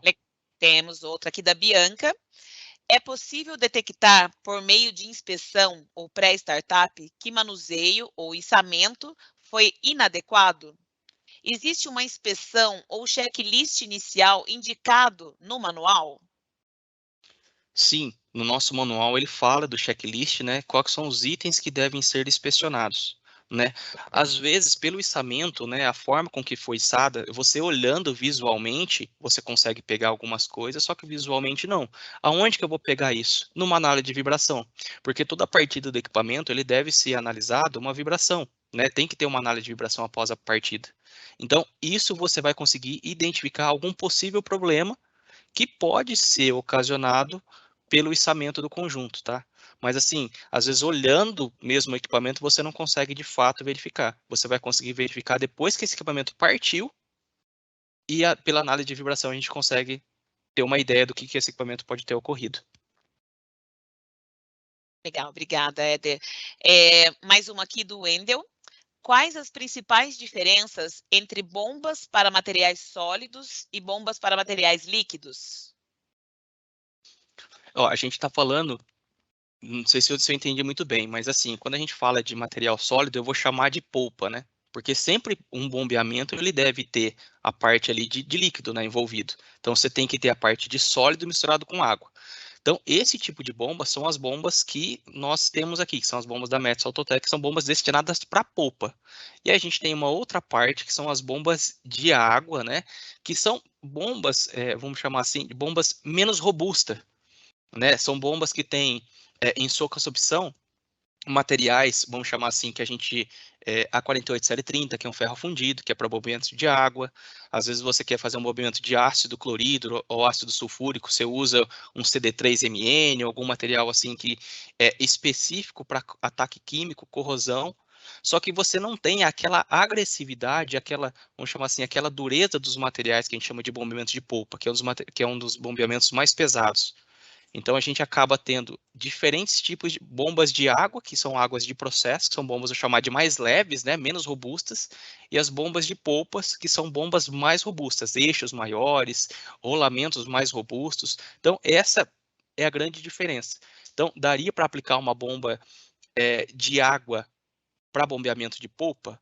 Dificilmente você vai conseguir aplicar. A bomba ou ela quebra na partida, se você vai operar, ou dura muito pouco tempo, 1, 2, 3 dias, dependendo do fluido que está sendo bombeado. Obrigada, Éder. Mais uma aqui. A do Adriano Silvestre. Sua bomba tem um sistema de colar de alívio para desmontagem do rotor? Sim, a nossa bomba possui esse colar de alívio para desmontagem do rotor. Se eu não me engano, é a partir do frame 400. Porque mancais menores, né, de menores diâmetros, de menores pesos, vamos chamar assim, a gente não tem esse colar de alívio porque a gente acha muito mais fácil soltar ele não precisa dessa necessidade do colar de alívio. Mas as bombas a partir do frame 400, ela possui sim esse colar de alívio que facilita realmente a soltura do rotor. Mais uma aqui do Renato Tostes. No caso de parada de operação e drenagem da linha de polpa, não é aconselhável drenar toda a linha para a sucção da bomba, com o risco de o rotor girar no sentido contrário? Assim, o que que a gente recomenda, né? A gente sabe que nas plantas ocorre isso. O que a gente não pode fazer é que no início de operação isso ocorra, porque assim, depois que você operou a bomba, vamos chamar assim, 6 horas continuamente, o rotor para você soltar, ele é muito difícil. Então, o fluido ele acaba realmente voltando do recalque para a sucção da bomba e você acaba tendo a bomba girando no sentido anti-horário. Porém, a bomba já entrou em operação. Então, você não consegue soltar com facilidade ou desatarrachar esse rotor. Então, isso ocorre, tá? Então, assim, o que a gente recomenda é que o quê? Na operação, na partida, nas primeiras 6 horas, você não pode ter fluxo contrário. Porque se você tiver fluxo contrário nessas 6 horas, você pode sim ter uma soltura desse rotor. Depois disso, depois dessas 6 horas de operação, dificilmente esse rotor vai soltar por um fluxo contrário, a não ser que você tenha um golpe de ariete na sua linha, que é um caso que a gente tem que avaliar que é relacionado à parte em si de operação, né, e de desnível geométrico, enfim, instalação do sistema, aí a gente pode analisar isso, mas não solta. Depois das 6 horas de operação, dificilmente você vai soltar por um fluxo contrário. Obrigada, Éder. Só vou lembrar o pessoal aqui que a gente deixou na perguntas e respostas, como anúncio, o link para a pesquisa. Nessa pesquisa, a gente vai falar, são perguntas rápidas, tá, sobre o webinar, e também algumas questões de operação que depois a gente, recebendo essas respostas, a gente vai auxiliá-los. E a gente vai continuar aqui com perguntas, Éder, porque tem mais. Tá Então, bom? a Silmara também pergunta aqui, qual o valor de uma vibração considerada elevada? No início de operação, a bomba, ela deve estar entre 4 e 4,5 máximo. No início de operação, você acabou de partir o equipamento, ele deve estar entre 4 e 4,5. Acima dessa vibração, a gente já considera como uma vibração elevada. Pode ter outros fatores que às vezes não são mecânicos que acabam tendo a vibração. Um exemplo, quando a bomba acaba operando em um ponto fora da curva, você acaba tendo vibração mecânica, que você vai sentir ali no seu espectro, ali, que ele está com uma vibração maior do que os 4,5, e a gente vai ter que checar isso depois. E não necessariamente, às vezes, é um problema relacionado a rolamento, ou é um problema de gacheta apertada, enfim. Isso é um item que a gente fala assim, início de operação, máximo 4,5. Depois, é claro que esse equipamento está em operação, a gente tem que avaliar outros pontos. E 7 seria o limite máximo para você estar operando esse equipamento aí. Legal, obrigada. Mais uma, agora do engenheiro Maurício, da mineração Jundu. Temos algumas bombas da Metso HR e gostaria de verificar a possibilidade de utilizar o software PumpGym para verificação do sistema de bombeamento. Seria possível utilizá-lo? Qual o caminho para obter a licença? Assim, ó, normalmente o software que nós utilizamos aqui, ele é um software fechado. Então a gente acaba não disponibilizando para os nossos clientes, tá? É um software que fica realmente aqui em poder da Metso. Por quê? Porque assim, tem alguns parâmetros que a gente coloca lá, e nós aqui, como a parte de aplicação em si, às vezes a gente consegue identificar alguns pontos que você não deve operar aquele equipamento. E às vezes a pessoa que está fazendo uma seleção não vai conseguir enxergar isso, tá? Então, assim, é um software que fica realmente limitado a Metso, mas aí se você precisar, a gente pode levar o nosso pessoal aí, tá? Para fazer todo um trabalho de levantamento das necessidades suas. Ah, Éder, eu quero realmente fazer um remapeamento do que está acontecendo aqui. A gente vai aí, a gente pega todos os dados de tubulação de sucção, tubulação de recalque, desnível geométrico, trazemos esse trabalho para a Metso e damos a melhor solução para você, tá? Legal, olha só um minutinho que saiu da minha ordem aqui, mas a gente tem mais perguntas. Acredito que a gente possa continuar, Éder, né? Acho que tem Claro, perguntas fica à vontade. interessantes. Uhum. Vamos lá. Como é feita a conferência da vazão para a bomba para saber se é possível aumentar a vazão ou se a mesma já está no gargalo? No campo, normalmente, a gente pede para ser instalado um medidor de vazão, né? Para a gente ter uma noção qual que é a vazão que a bomba está operando. Se a gente tem a vazão que a bomba está operando, a gente olha na curva da bomba, que cada bomba tem uma curva característica, que a gente chama, e a gente consegue por ali já de fato identificar, olha, essa bomba ela está à direita da curva, à esquerda da curva, em qual ponto que ela está. E a partir daí a gente consegue ter uma noção, olha, essa bomba aqui já está no limite dela. Não, essa bomba ainda você consegue operar com uma vazão acima. E aí, é claro, vai depender, né, de granulometria para a gente enxergar o que a gente chama de melhor ponto para esse tipo de equipamento e potência de motor, né? Às vezes você tem uma bomba que é capaz de ter atingir uma vazão maior, mas está limitada a parte de motorização sua. Legal. Agora o Adriano Silvestre também tem outra pergunta. Esse ajuste que você citou na região do rotor para melhorar a eficiência da bomba, tem uma tabela com as medidas específicas para cada porte de bomba? Não, não existe uma tabela específica, porque assim, o que a gente recomenda no campo? Porque no campo é muito difícil. A gente tem normalmente aqui um calço calibrado quando sai aqui da fábrica, tá? Pra gente checar essa folga. Mas no campo, o que a gente recomenda?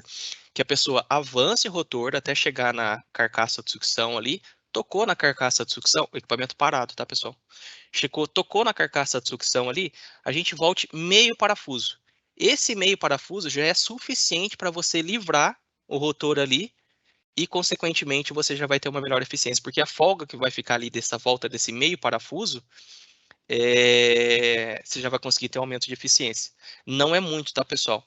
Então, esse aumento de eficiência varia entre 3% e 5%, mas você consegue ter uma vida um pouquinho maior desse equipamento em operação. Legal, Éder. A gente tem duas perguntas aqui relacionadas ao vídeo que você passou. A primeira é da Silmara, que ela pergunta qual é o peso do eixo que aparece no vídeo. Não sei se a Aquele, gente vai então, eu vou falar mais ou menos, deve pesar em torno ali de 18 quilos, mais ou menos, Tá. E depois o Fausto porque ele é um pergunta frame o que. 250. Não, legal. Depois a gente pode até documentar isso Sim, certinho sim, e a gente, claro. a gente vai compartilhar os vídeos com todo mundo, os materiais, mas tem outra pergunta aqui do Fausto, que é o que exatamente ele estava passando nos parafusos antes de colocá-los? Era graxa? É A graxa. função disso é apenas para garantir a medição no torquímetro? Também e para facilitar, porque assim, como a gente trabalha em ambiente extremamente agressivo, né, é claro que além do torquímetro, você passa a graxa ali, porque são parafusos que não são em aço inox, nada, né? Então, para você facilitar depois para uma troca, fica muito mais fácil você passando graxa e, é claro, tem função também com relação ao torquímetro, tá? Então, assim, são ambas as coisas, tanto para torque, checamento de torque, quanto para facilitar depois a soltura dessas peças. Legal. Outra pergunta é qual o tipo de manômetro utilizado na saída da bomba para verificação da pressão? Os manômetros que a gente sempre utiliza são manômetros com glicerina, tá? Para facilitar a visualização. E o que vai diferenciar a escala desse manômetro vai ser cada tipo de aplicação, porque você tem bombas que atingem alturas manométricas, vou chamar assim, de 0 a 10 bar, né? E você tem bombas com alturas manométricas mais menores, né? Então, a escala em si vai variar de acordo com a sua aplicação. Mas, normalmente, manômetro de glicerina, e aí o tamanho do visor varia de acordo com a pessoa, né? 2 polegadas, 1,5. Isso aí não tem muito problema, é só mais o pessoal conseguir realmente visualizar ali. Mas é um manômetro com glicerina. Legal. Comentar aqui para a Bianca que a gente vai disponibilizar sim todo esse material, inclusive a apresentação, os vídeos, e posteriormente a gente manda para vocês. E o Elias Rosa, da CEMOC, ele pergunta: existe algum método para medição de espessura das bombas com revestimentos em borracha? Olha, de fato, aqui na Metsu, a gente nunca utilizou esse parte de medição para medir borracha, tá? Eu sei que nós temos, eu posso checar isso depois, que eu não vou conseguir te responder de imediato, tá? Mas assim, para as bombas metálicas, nós temos um aparelho que checa as medições, né, de espessura. Agora, para a parte de borracha, eu sei que nós temos alguma coisa relacionada aos nossos moinhos, tá? Mas eu não consigo validar isso para vocês. É um item que eu tenho que checar, tá? E depois eu consigo validar com o pessoal interno aqui e te responder, tá? Vou ficar. Isso eu vou ter que realmente checar, que eu não sei te responder. Não tem problema, Elias, a gente manda essa resposta logo depois do evento também. A gente vai criar todas as perguntas que vocês publicaram aqui, vai ter uma resposta escrita, formal, e a gente compartilha com vocês. Tem mais uma aqui, do Alexandre, perguntando qual a temperatura máxima para uma bomba de polpa trabalhar. Assim, temperatura máxima é meio complexo a gente falar, mas assim, a bomba trabalhando até 60 graus, vamos pensar em parte de rolamento ali, eu não sei se é isso que ele quis dizer, tá? Se é essa relacionada à parte de mancal. Tá dentro dos limites. É claro que tudo influencia. Qual que é a vibração que esse equipamento está operando, aonde que esse equipamento está operando. Ele está operando numa região sul, você tem baixas temperaturas, ou não, está operando lá para cima, no Nordeste, Pará, enfim. Tudo isso influencia para a temperatura do mancal, né?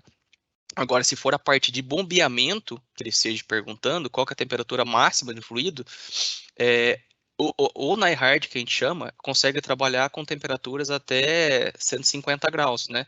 Mas isso aí é difícil para a parte realmente de processo mineral você ter uma temperatura tão elevada, então não é muito comumente usado isso. Legal? Agora a pergunta do Fagner. Com relação ao ajuste da folga mínima do lado da sucção do rotor, no vídeo você comenta como sendo uma relação à tampa traseira. Portanto, no slide não há uma demonstração da sucção, né? Ajuste C. Poderia voltar o slide ou explicar um pouquinho melhor, Éder? Você consegue fazer isso agora ou você prefere responder depois? Não Ele está consigo. perguntando sobre folga. Consigo. Deixa eu tentar compartilhar aqui de novo. E aproveitando esse tempinho, o Wagner também pergunta se o material por e-mail. A gente reforça que sim, todo esse material vai ser mandado para vocês por e-mail.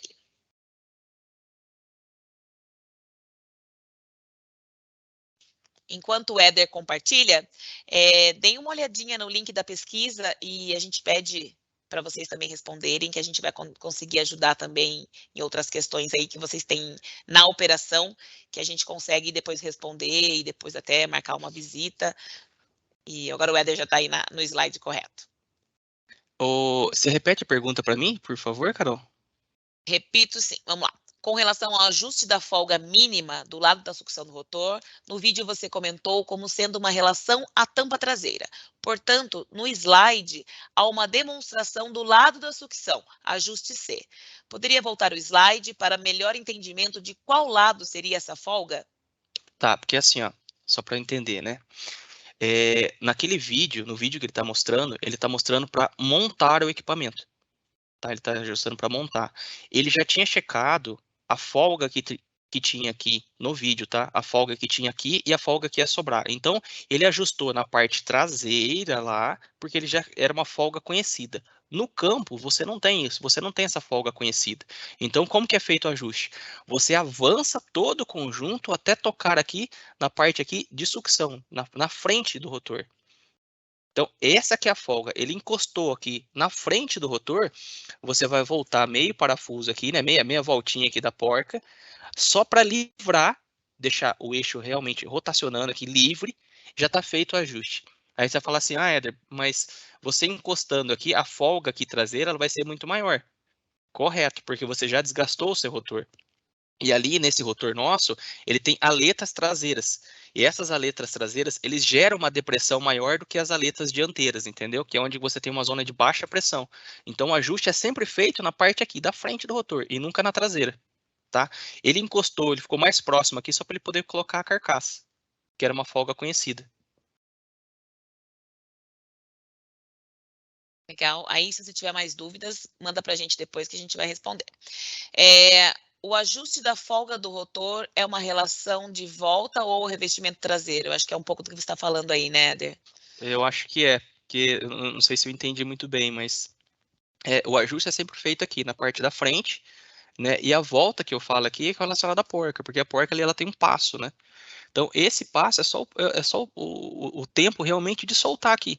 Soltou aqui, porque assim, pensa bem, no campo dificilmente a pessoa ia conseguir colocar a mão aqui e checar com calibre de folga, que existe uma folga específica quando sai de fábrica. Mas no campo a gente recomenda isso.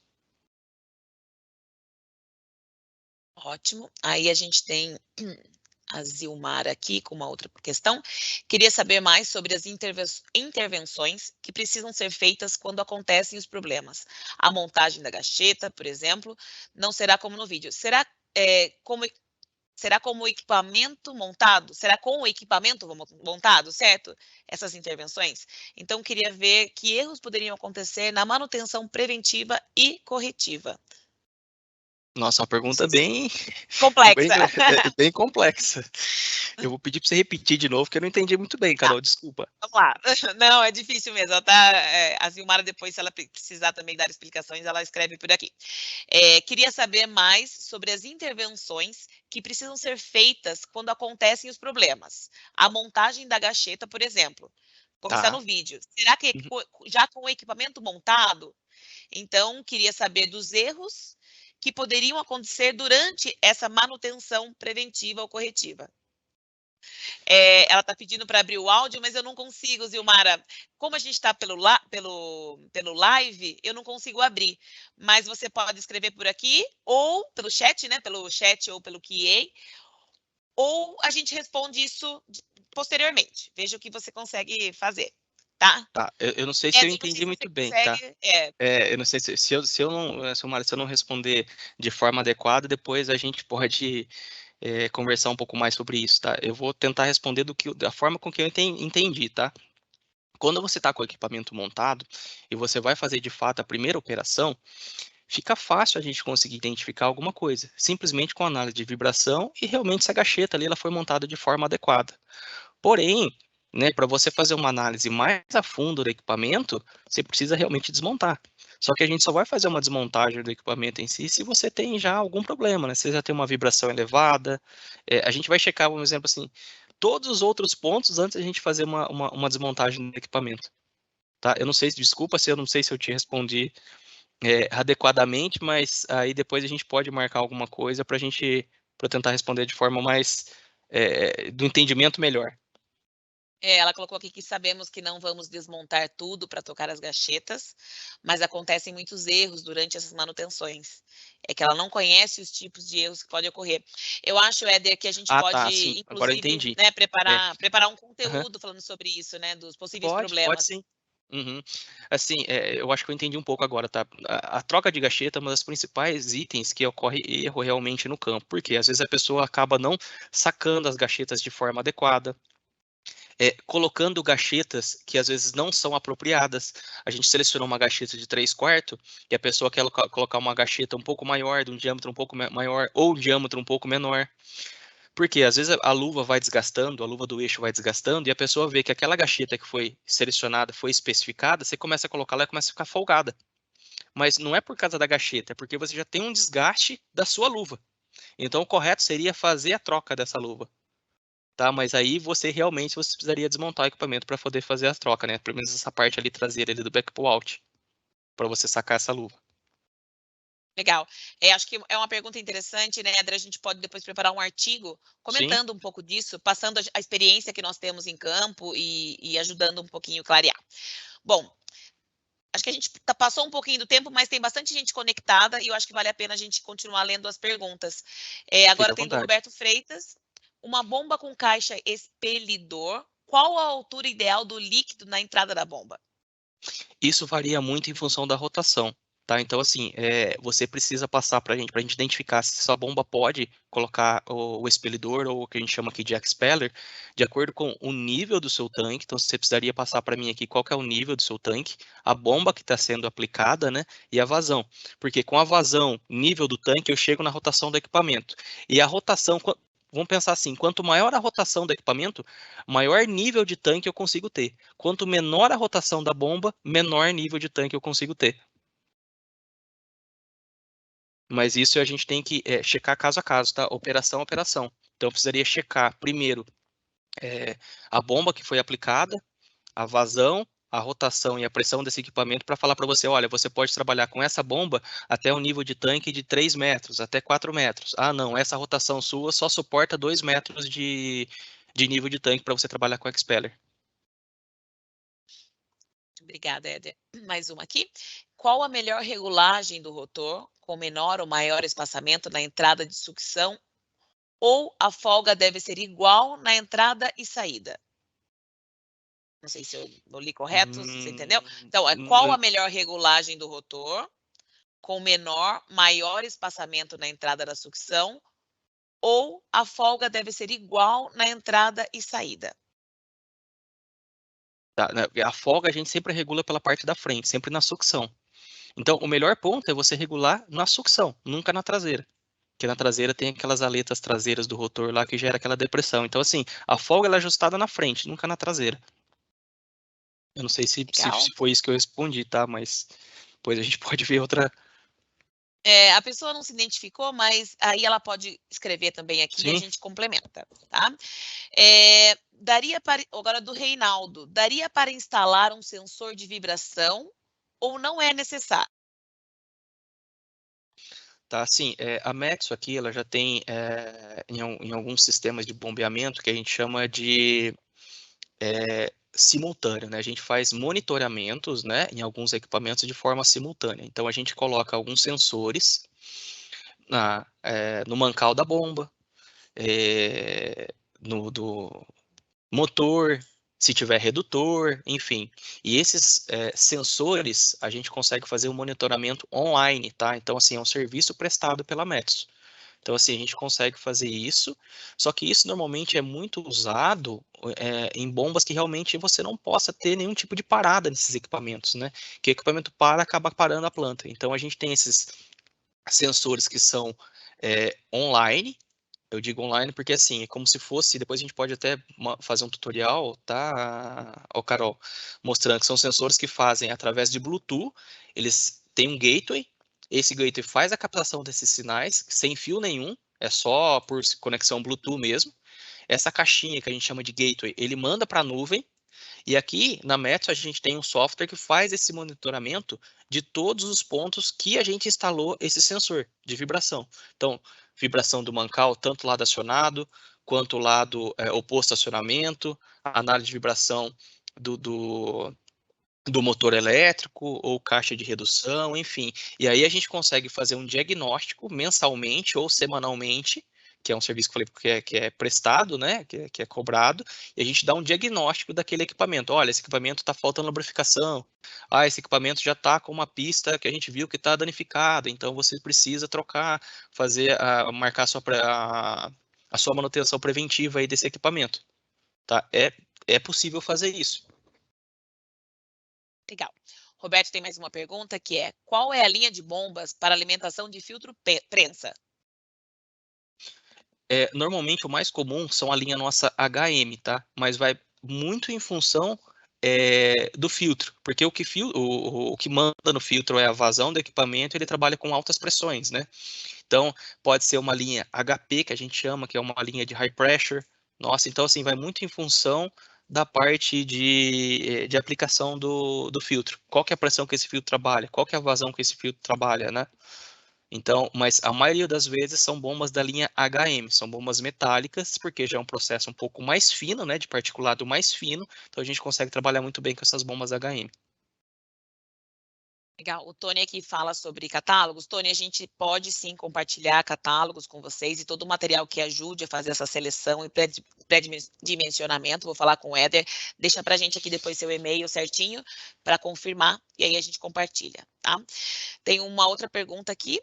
Qual o rotor ideal para uma bomba que bombeia água, mas que essa água é bem contaminada com partículas sólidas? Ou seja, que posso chamar de um bombeamento misto? Vai depender do tamanho da partícula, porque a gente sabe que a gente tem rotores fechados, rotores semi-abertos, rotores abertos, então a gente precisa primeiro analisar os dados desse, vamos chamar de bombeamento misto, né, que seria a polpa. Enfim, tudo que é misto ali, que tem água e algum particulado, a gente pode chamar de polpa, né, não necessariamente precisa ser um minério de ferro ou outro tipo de minério. Então, a gente precisaria receber esses dados, essas informações, né, de granulometria desse material, qual que é o particulado máximo que essa bomba vai receber, né, qual que é a média desse particulado, densidade desse sólido aí em si que está sendo bombeado, para a gente poder selecionar o melhor equipamento, seja uma bomba de rotor aberto, semi-aberto ou de rotor fechado. Legal, a pessoa não se identificou, mas você pode mandar um e-mail, inclusive, para vendas.brasil@mogroup.com, né, com essas questões, e a gente encaminha para o Éder aqui, depois o Éder também vai deixar os contatos e a gente faz uma assessoria aí e te ajuda nesse processo. Eu acho, Éder, como é que você está? A gente consegue responder mais perguntas? Tem algumas aqui ainda? O que Não, você pode acha? sim, Ainda tem claro, bastante gente pode. conectada. Uhum, Legal. pode sim, claro. Vamos ver aqui, qual é o método de remoção do motor metálico sem aquecimento? Tem algum controle específico do desgaste do rotor? Vamos lá, repete de novo. Qual que é? Perdão, É, Carol? são duas perguntas em uma, vamos lá. Qual é o método de remoção do rotor metálico sem aquecimento? Ah, tá, entendi. Porque assim, ó, eu não sei, no vídeo, deixa eu tentar mostrar. Eu vou compartilhar o meu aqui de novo, tá? Pode Tá, compartilhar. Carol? Pode compartilhar sim.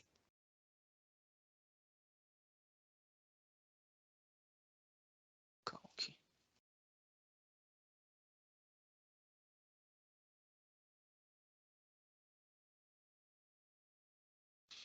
Deixa eu ver se vai mostrar mais ou menos. Ó, aqui na Metso, normalmente a gente tem uma ferramenta parecida com essa, tá? É como se fosse um braço aqui para a gente poder segurar a parte aqui do eixo. E no rotor, normalmente o que o pessoal faz? Eles pegam, abraçam uma cinta por dentro do rotor. Deixa eu ver se eu acho. Tem um rotor aqui, ó. Eles passam uma cinta por dentro do rotor e com a marreta eles batem, claro, no sentido para soltar esse rotor, fixando aqui com essa cinta. Porque se você colocar qualquer outro tipo de barra metálica, qualquer outra coisa aqui, como o material é extremamente duro, você pode quebrar esse rotor. E qual que era a outra pergunta, Carol? Durabilidade, eu acho, né? A outra pergunta é se existe algum controle específico do desgaste desse rotor. Então, como que o pessoal normalmente no campo percebe isso? Porque assim, vai acabar perdendo eficiência de bombeamento. Quer dizer, a bomba acaba perdendo vazão, acaba perdendo pressão. Então você já sabe que você já tem um desgaste desse rotor. Então, o ponto é vazão e pressão. Se a bomba já está perdendo vazão e está perdendo pressão, com certeza esse rotor já não está tão eficiente. Então ele deve ser trocado. Perfeito, vamos para mais uma. Agora é do Tiago Antunes. Existe uma tabela onde indica as folgas recomendadas de operação entre o rotor e a placa traseira frontal? Não sei se você já respondeu isso em outra pergunta, mas está É, publicado aqui. que normalmente que eu falei assim, né? Que no campo a gente acaba nem usando essas folgas porque é difícil o pessoal fazer esse controle. Então a gente sempre fala do passo do parafuso. Deu meia volta ali já está ajustado, né? Porque a gente não cobra esse nível de criticidade de um processo, principalmente de um processo tão robusto assim, né? É uma bomba extremamente robusta, então não vai ser ali 1 milímetro ali que vai fazer essa diferença. Mas assim, existe. Aqui pra gente, aqui na nossa operação que nós usamos. Mas a gente pode compartilhar isso também se você quiser, tá? Legal. Eu também tenho uma outra uma pergunta aqui que pede um detalhamento melhor sobre as gachetas, que de repente, para não estender muito na resposta, a gente também pode criar um material específico para isso. Eu vou ler e Sim, você avalia se consegue responder resumidamente. tá. Gostaria que detalhasse um pouco mais sobre as gachetas. O corte das faces das gachetas devem ser angulares, 45 graus nos contatos de emendas, e os cortes devem ser deslocados em qual angulação entre as mesmas? Vejo bastante erros nessas montagens. Uhum. Assim, o que que a gente recomenda? Que seja os 45 graus, né? Ele cortado a 45 graus e a 180 graus da posição inicial, quer dizer, sempre intercalando. Então, se você montou uma na posição 0, 45 graus, o outro a 180. E o outro você pode colocar a 0 graus de novo. Por que que o pessoal às vezes confunde muito? Por que que tem que intercalar essas gachetas, né, em outras posições? Porque se você tem um corte ali em 45 graus e você colocar a gacheta, todas elas na mesma posição, você vai facilitar a passagem do fluido. Então, quando você desloca isso, você restringe essa passagem do fluido, que essa que é a intenção da gacheta, entendeu? Então, a 180 graus, e sim, 45 graus que você deve cortar a gacheta para ela ter a perfeita vedação entre elas. Né? Zilmara pergunta mais uma vez: o que pode causar uma grande amplitude de variação do fluxo de uma bomba?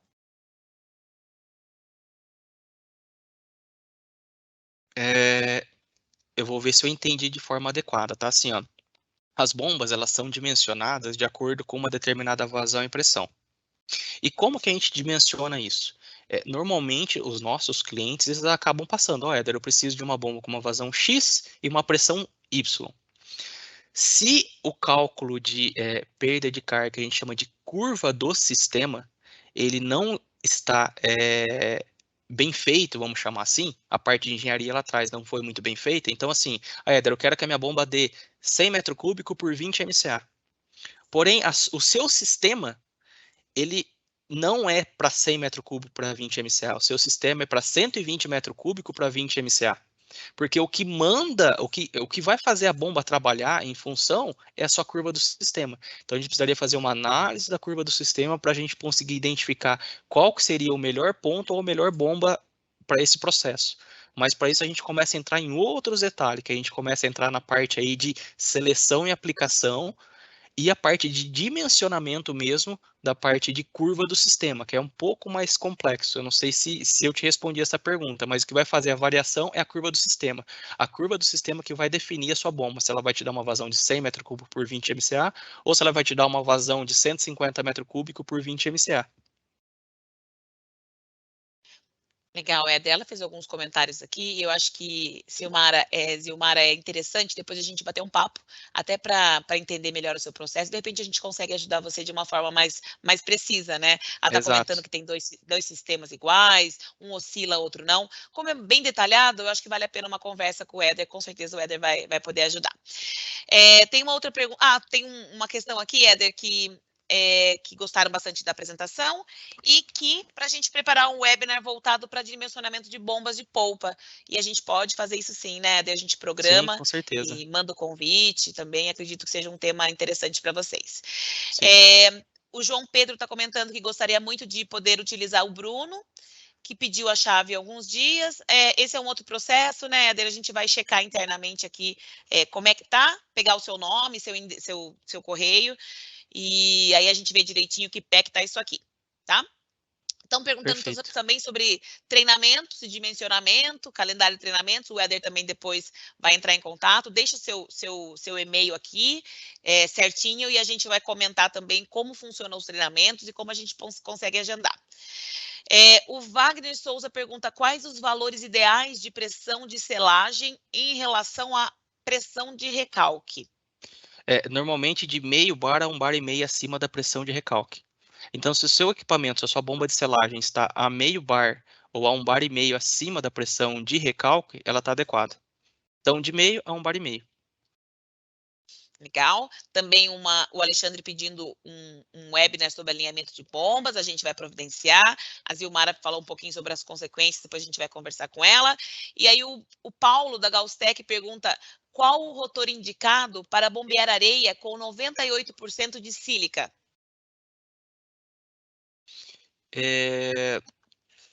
A gente tem que dar uma olhada qual areia, se é areia fina, se é areia média, se é areia grossa. Então, vale a pena, Carol, depois passar os dados para a gente fazer a melhor aplicação desse equipamento, tá? Mas Maravilha, com Paulo. certeza vai Então, ser direcionada a linha HG ou HM.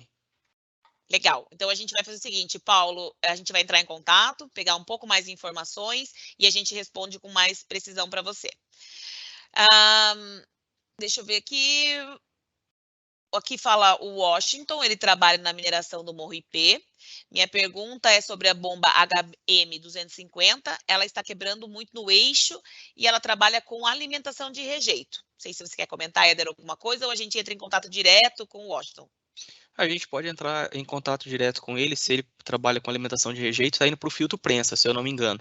E bombas de filtro prensa, elas trabalham normalmente com pressões elevadas, que trabalham à esquerda da curva. Então é um ponto que a gente tem que checar, tá? E eu acho que vale uma visita aí, tá? Morro do IP, para a gente conseguir ver o que pode estar acontecendo com esse equipamento. Legal, eu acho que aqui também a gente já terminou. Sobre a pergunta do bombeamento de água, foi o Carlos da Anglo América, ele já se identificou aqui, a gente vai entrar em contato também. Aí nós temos uma outra pergunta, que é o Carlos também, que está perguntando aqui, gostaria de saber o que pode gerar o desgaste tão prematuro das luvas do eixo, pois nossas áreas de deslamagem substituímos. Tá, normalmente está relacionado a uma ineficiência da parte de injeção de água de selagem. A gente sabe que normalmente nas plantas de mineração, a dificuldade de ter injeção de água limpa nessa selagem. Então, se você tem uma injeção de água contaminada, consequentemente, as suas luvas ali, as suas gachetas, você vai trocar rotineiramente. Então, o primeiro ponto que a gente tem que fazer é o quê? Tentar chegar com água limpa nessas gachetas. E se não é possível, se você não tem esse tratamento na sua água para chegar água limpa, a gente tem que estudar o processo e tentar colocar o expeller, que é o expelidor. Obrigada, Éder. Essas foram as perguntas que nós tivemos até o momento aqui. Queria agradecer muito sua apresentação. Eu acredito que foi um conteúdo muito rico de informações, por isso que gerou, né, tantas perguntas. E a todos os participantes agradecer mais uma vez a presença, estarem com a gente aqui mais de uma hora, a gente falando sobre, né, operação, sobre manutenção de bomba e saber de vocês também quais as principais dúvidas, para que a gente prepare outros conteúdos, tanto em formato de webinar, quanto em formato de artigo técnico, vídeo.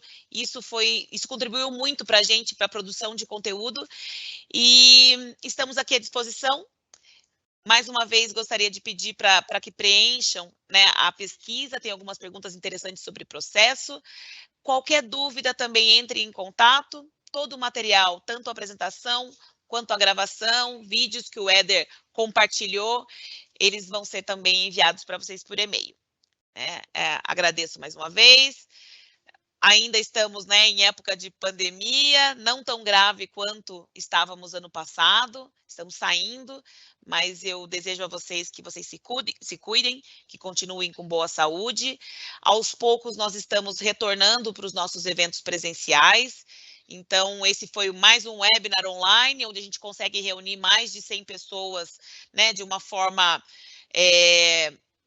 que ajuda a gente a compartilhar conhecimentos, mas em breve também a gente vai estar presencialmente realizando eventos, treinamentos, e eu deixo o Éder aqui para dar suas considerações finais e deixar os contatos também. Queria agradecer a todos, né, a participação de todos aí. Eu acho muito importante, principalmente para a Metso Autotech, que as pessoas possam conhecer um pouco mais os nossos equipamentos, né, e possam aplicar eles de forma adequada, né. Então, eu e toda a equipe aqui de bombas aqui da Metso, a gente se coloca à disposição, e qualquer dúvida que vocês tenham, por favor, não deixe de nos contactar, que a gente vai estar sempre à disposição. Obrigado a todos aí pela participação. Ok, obrigada a todos e cuidem-se. E finalizamos por aqui. Muito obrigada.